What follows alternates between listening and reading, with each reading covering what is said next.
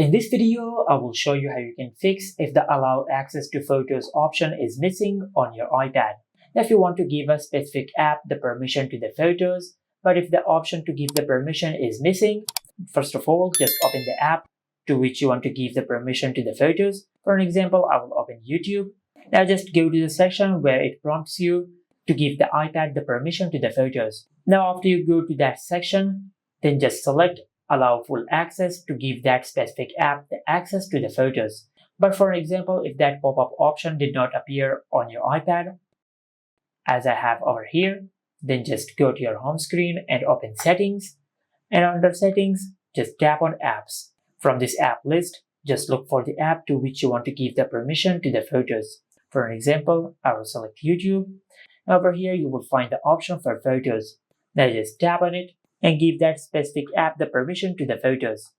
Now, for example, if the photos option is also not appearing in this section, then in that case, you will need the password of the parental controls. After you get the password of the parental controls of your iPad, then just go to Screen Time and tap on Content and Privacy Restrictions. Now, if this feature is already disabled on your iPad, you can skip this step. But if this feature is enabled on your iPad, just turn it off. After you disable Content and Privacy Restrictions, then just go to the Recent Apps section and close all the apps from the background.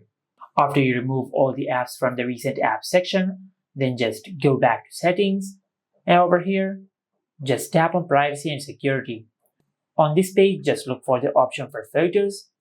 Now, from here, just look for the app to which you want to give the access to the photos.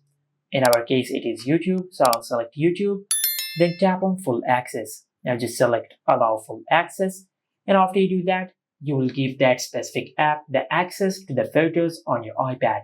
And this is it. Make sure to like, comment, and subscribe. Thank you for watching.